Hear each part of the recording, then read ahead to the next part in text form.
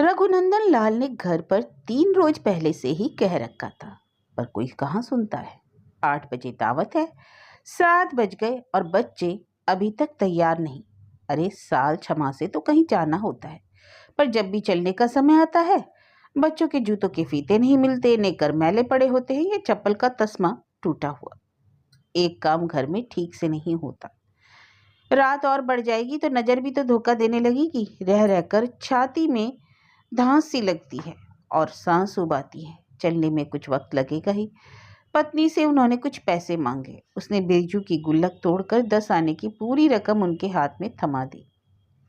खाट पर बैठते हुए रघुनंदन लाल ने पुकारा, तुम लोग अभी तक तैयार नहीं हो पाए? किरमिच का जूता पैरों में घसीटते हुए बिरजू ने आकर कहा, बाबा रिक्शा से चलेंगे ना, हवाई जहाज की तरह सर सर चलेगा। हाँ हाँ बेटा, पर तुम लोग देर कर रहे हो। देर करोगे तो बाजा नहीं सुन पाओगे, आतिशबाजी नहीं देख पाओगे। कार में बैठकर तमाम लोग आएंगे, समझे? बाबा हम भी कार में चलेंगे। चल ना बिरजू। अरे ये तेरा नेकर बार बार खिसक आता है, बटन नहीं है। बाबा बटन से नहीं रुकता, हम गैलिस लेंगे। हमने गुल्लक में 10 आने जोड़े हैं, दादी के पास रखे हैं, लाऊं? बिरजू ने कहा तो बाबा ने आती हुई खांसी रोक ली। जेब की रेजगारी बज उठेगी। चारों बच्चे तैयार होकर आ गए तो उनकी दादी ने आकर कहा, सुनते हो, अकेले इन्हें साथ पाओगे? बीच बाजार से रास्ता है। अरे हम रिक्शे से जाएंगे, बाबा ने कहा है अभी। बिरजू ने दादी के चेहरे पर शंका देखकर कहा। सब बच्चों के चेहरे पर खुशी की गुलाबी आभा फैल गई। रघुनंदन लाल ने पत्नी की ओर कुछ इस तरह देखा जैसे उन्हें बच्चों की इस खुशी से संतोष मिल रहा हो और साथ ही अपने ऊपर दया आ रही हो। पत्नी ने धीरे से मुस्कुराकर बात टाल दी, तुम बहला लेना, पैदल चले जाएंगे। उसकी मुस्कुराहट ने इतना तो कह ही दिया था। ऊपर से बोली, चाहो तो सब बच्चों को मत ले जाओ, सिर्फ सरजू को साथ ले जाओ।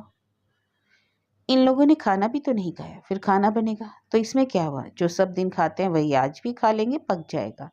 और फिर सुंदर सिंह तो सबको प्रेम से बुलाते हैं, पर उनकी औरत के दिल पर सांप लौट जाता है हमारे बच्चे देखकर।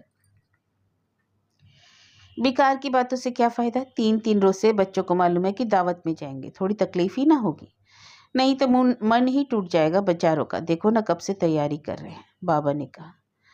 चारों बच्चे धीरे धीरे मुस्कुराते हुए चमकीली आंखों से बाबा की ओर देख रहे थे। दादी की और खामोशी से एक आध नजर ऐसी डालते जैसे उन्हें मना रहे हों।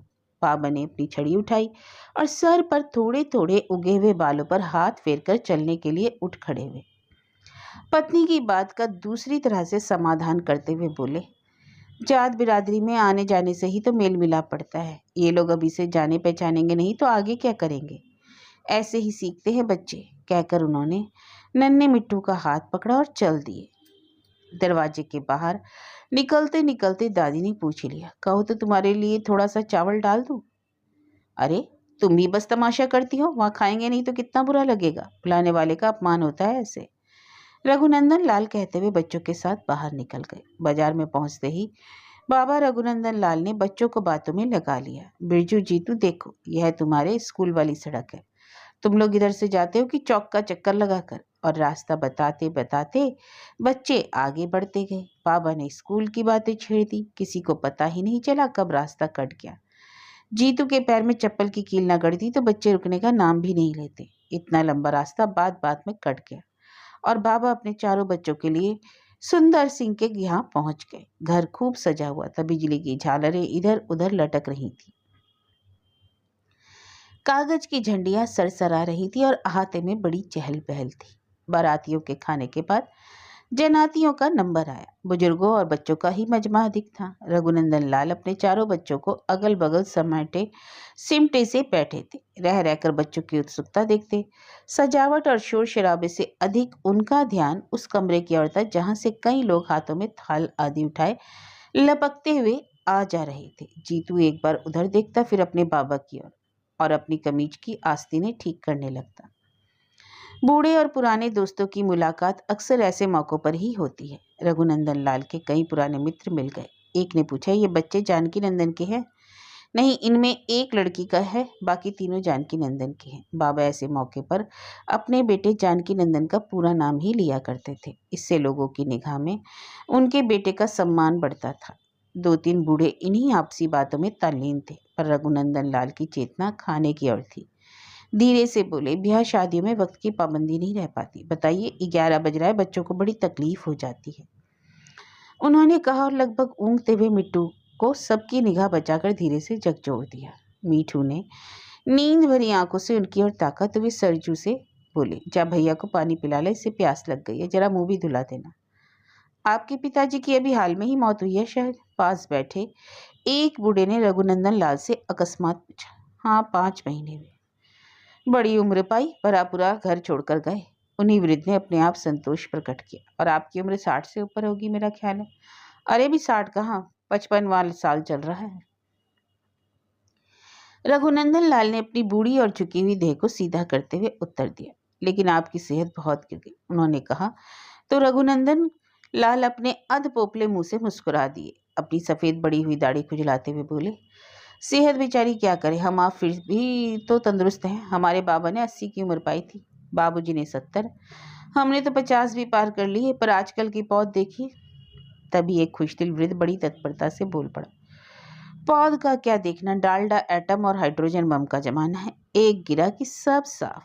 वह नई और पुरानी पौध का फर्क नहीं करता।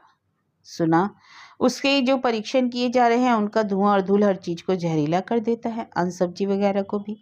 और वही हम आप भी खा पी भी रहे हैं। पहले वाले वृद्ध जिन्हें अखबार पढ़ने का व्यसन था, इतना कहकर सबका मुंह ताकने लगे। अपना हिंदुस्तान इससे बरी है, यहाँ तक खतरा नहीं। लाखों मील दूर परीक्षण किए जा रहे हैं, ना वहां की धूल आ सकती है ना धुआं। दूसरे वृद्ध ने उनकी बात काट दी। रघुनंदन लाल कुछ कहना चाहते थे पर चुप ही रह गए। उनके पेट में सहसा आग सी भड़क उठी।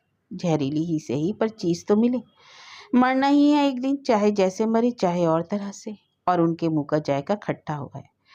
एक सी चीज खाते खाते मुंह का स्वाद ही पनीला हो गया था। जायका बदलना हुआ तो अचार, चटनी या मिर्च, नहीं तो वही चावल और दाल या रोटियां। उनकी आंखों में बरबस अपने घर की तस्वीर उभर आई।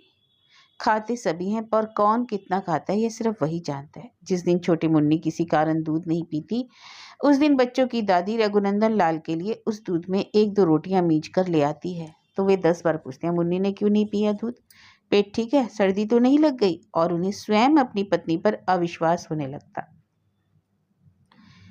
कहीं ऐसा तो नहीं है कि मुन्नी भूखी रह गई और यह फिर कटोरा हाथ में लेकर कहते हैं, मेरा पेट बुरी तरह भरा हुआ है, चावल पेट में जाकर और फूलता है। अरे दाई के सामने पेट नहीं छुपता, दादी कहती। तुमने कितना खाया और रोज कितना खा पाते, मुझसे नहीं छुपा। घर में तो रोज टेंटे लगी ही रहेगी, खाओगे नहीं तो कैसे। कहते कहते मन की उदासी उसकी बात रोक लेती। रघुनंदन लाल को पता है कि वह आगे शायद यही कहती, कैसे ये पहाड़ ऐसी जिंदगी कटेगी। और वे बड़े मायूस होकर जैसे उससे नहीं स्वयं अपने से कहते, 4 दिन और जीना है, अब तो चला चली का मेला है। इतने दिन भूख से नहीं मर गए तो अब मौत से ही मरेंगे। और कटोरा हाथ में पकड़े पकड़े उन्हें लगता कि यह कैसी अजीब मौत है। जिस दिन मर गए वही मौत का दिन हो गया। किसी क्या पता कि कब उसे मरना था, उसकी असली मौत किस दिन होनी थी। और यह अंधी मौत कब और कैसे इतने नजदीक सरक आई। 50 और 55 बरस की सीमा पार ही क्यों मौत का इंतजार किया जा रहा है। यह 70 और 80 पर भी तो हो सकती थी। और वहां बैठे बैठे उन्हें एक बार ऐसा लगा कि आज उनसे यह सब लोग जो इतनी सच्चाई, स्वार्थहीनता और निष्काम भाव से बोल रहे हैं, जो बोलते बोलते 1-2 मिनट को उनके चेहरे को खामोशी से ताकते रह जाते हैं, वे शायद इस बात का पैगाम दे रहे हैं कि अब यह आखिरी मंजिल है। पता नहीं कि तुम्हारी शक्ल इन सड़कों या दावतों में फिर दिखाई पड़े ना दिखाई पड़े, हम तुम्हें आखिरी बार भरे हुए दिल से देख लेना चाहते हैं। और जीतू के हाथ की पकड़ ढीली होते ही उनका ध्यान बच्चों की ओर मुड़ गया। चारों बच्चे खामोश खड़े थे। एक उनकी जांघ का सहारा लिए था और एक कुर्सी के हत्थे पर गाल रखे दूर ताक रहा था। बाकी 2 कुर्सी की पीठ से सटे खड़े थे, दावत के इंतजार में। भोली भोली आंखें लिए वे खामोश बच्चे जैसे उनका राज खोल दे रहे थे। हम भूखे हैं, हम आज पेट भर खाने के लिए खड़े हैं। हम मिठाई खाएंगे, हम नमकीन खाएंगे, रायता और 4 तरकारियां खाएंगे। रघुनंदन लाल को उन आंखों की भूख ने तिल मिला दिया। बारी बारी से उन्होंने चारों को देखा। बच्चों की आंखों में कहीं भी भूख का आभास नहीं था। वे चुप खड़े थे, उनमें सहज प्रतीक्षा और लिप्सापूर्ण उपेक्षा थी। रघुनंदन लाल का मन भर आया। हत्थे पर गाल रखे हुए मिट्ठू के सर पर बरबस उनकी उंगलियां प्यार से थरथरा उठी और उसके पूरे शरीर पर हाथ फेरकर वे निश्चिंत हो गए। तभी खाने का बुलावा आ गया। बच्चों की आंखें एकदम सतर्क हो गई और छोटे से अहाते में पड़ी मेजों की ओर उनके पैर भागने लगे। सरजू ने बाबा का हाथ पकड़कर लगभग घसीटते हुए कहा, बाबा इस मेज पर रघुनंदन लाल ने वह कोने वाली मेज पसंद नहीं की, जिधर से परोसने वालों के आने जाने का रास्ता था। वही एक छोटी सी मेज पर वे बैठ गए। इंतजाम मेजों का था, पर खाना पत्तलों पर ही था। पतले और सकोरे रख दिए गए तो रघुनंदन लाल ने एक नज़र दूसरी मेज पर दौड़ाकर सकोरे और प्यालियां गिन ली। फिर अपनी और बच्चों की पतलों पर रखे खाली सकोरे प्यालियों की गिनती करके उन्होंने एक से कहा, इधर इस पत्तल पर एक सकोरा कम है। खाना परोसा जाने लगा। मिठाई और नमकीन की तश्तरियाँ आई, पूड़ियाँ, कचौड़ियाँ और रसीली सब्जी आई। हाथों में थाल लिए डोंगे लटकाए लोग इधर से उधर मेजों के इर्द गिर्द घूमने लगे। रघुनंदन लाल ने अपनी धारीदार नीली कमीज का कॉलर बटन खोल लिया, जो अभी तक बंद था। गले की नसें ऐसी उभर रही थी जैसे लोहे की पतली पतली छड़ों पर किसी ने खाल मढ़ दी हो। सामने की मेज कुर्सी पर बैठा मिठू मेज की सतह तक नहीं पहुंच पा रहा था। वह कुर्सी के निचले डंडे पर पैर जमाकर उचक उचक कर पत्तल का सामान देख रहा था। रघुनंदन लाल ने पत्तल उसके और निकट सरकाते हुए कहा, ऐसे तू पेट भर के खा नहीं पाएगा, खड़ा होकर के खा ले। मिठू खड़ा हो गया। अभी खाना शुरू नहीं हुआ था। अपनी और बच्चों की पतलों पर निगाह डालकर उन्होंने सारी चीजें देखी। उनका मन खिन्न हो गया। सब परोसने वाले उधर से ही निकलते हैं, पर उनकी मेज की ओर किसी का भी खास ध्यान नहीं है। जो मनाया परस गए, और जो भूल गए सो भूल गए। किसी पत्तल पर कुछ कम था और किसी पर कुछ। इस बद इंतजामी से उनके चेहरे पर मलिन रेखाएं खींच गईं। सब्जी परोसने वाले को लगभग जबरदस्ती रोकते हुए उन्होंने कहा, देखिए इन पत्तलों पर कई चीजें कम है, सब चीजें भिजवाइए। अरे अभी लीजिए, कहकर वह तेजी से आगे बढ़ गया, लेकिन फिर भी कोई नहीं आया। और मेजों पर शायद पूरा खाना परसा जा चुका था और लोग शुरू ही करने वाले थे। रघुनंदन लाल की मोम की तरह मटमैली आंखों ने बड़ी निस्सहायता से पतलों और बच्चों के चेहरे को निहारा और हताश हो गए। तभी पापड़ लेकर एक साहब आ गए। उन्हें रघुनंदन लाल ने रोक ही लिया। अरे यहाँ चीजें ही पूरी नहीं है। अरे क्या क्या नहीं है बताइए, उन्होंने बड़ी सज्जनता से पूछा। देखिए ना, उस पत्तल पर मिठाई की तश्तरी नहीं है, वहाँ रायता नहीं है, और मेरी पत्तल पर ना चटनी है ना रसे की तरकारी। रघुनंदन लाल ने सतर्कता से पत्तलों का निरीक्षण करते हुए बताया। वे चलने लगे तो रघुनंदन लाल ने कहा, यहाँ मेरी पर रायता भी तो नहीं है। सज्जन कुछ झुंझला गए। चलते चलते बोले, अरे साहब रायता भी आ जाएगा, छूटेगा कुछ नहीं। आप लोग लड़के हैं। रघुनंदन लाल को इस बद इंतजामी पर थोड़ा सा गुस्सा आ गया था। दावतों में पूरा खाना परोसा जाता है, हर चीज दी जाती है। दावत का यही कायदा होता है, कोई खाए या ना खाए। और यह अंतिम वाक्य उन्होंने कुछ इस तरह कहा जैसे उन्हें दावत के तौर तरीके की ज्यादा चिंता है। खाना वाना क्या है, वे खुद खाने के लिए नहीं, एक कायदे की बात समझाने के लिए कह रहे थे। खाना शुरू होते होते उनकी मेज पर सब चीजें आ गई। उन्होंने सब तस्तियों और प्यालियों को अपने दाएं बाएं हाथ के इर्द गिर्द अपनी सुविधा के अनुसार सजा लिया। बच्चे खाना खाने लगे। रघुनंदन लाल ने पूड़ी का एक टुकड़ा तोड़ने की कोशिश की, पर वह एकदम ठंडी थी। दूसरे हाथ से दबाकर उन्होंने एक और तोड़कर मुंह में रखा, पर ढीली कैंची जैसे कपड़े पर से सरक सरक जाती है, वैसे ही उनके दांतों की चौहर कौर से फिसल फिसल जा रही थी। कौर कट ही नहीं रहा था। पानी से उसे नीचे उतारकर उन्होंने उसी परेशानी में ढेर सी चटनी मुंह में रख ली। कच्चे आमों की चटनी वे खा तो गए, पर दांत बेतरह खट्टे होकर मुथरे हो गए। पानी तक दवा की तरह बेस्वाद लगने लगा। जब तक लोग खाते रहे, उन्होंने हर चीज खाने की कोशिश की, हर प्याली और तश्तरी की चीजें चखी, पर खा नहीं पाए। मुंह में इधर उधर चला चला कर मिठाई का एक आध टुकड़ा उन्होंने किसी तरह खाया, पर सब सामान ज्यों का त्यों पड़ा रह गया। कई बार रुक रुक कर उन्होंने कोशिश की, पर दांत जवाब दे जाते और वे कसमसाकर रह जाते।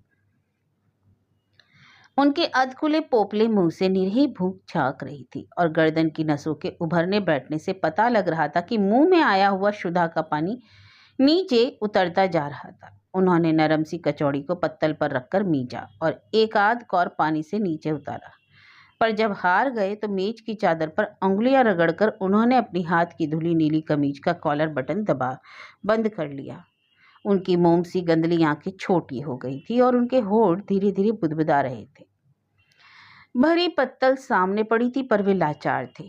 उनके चेहरे पर अजीब सी खिजलाहट भरी मायूसी थी। उन्होंने यह भी नहीं देखा कि बच्चों ने क्या खाया क्या नहीं। जो कुछ परोसने वाले दे गए वह दे गए। इतने में लोग खाना खत्म करके उठ पड़े।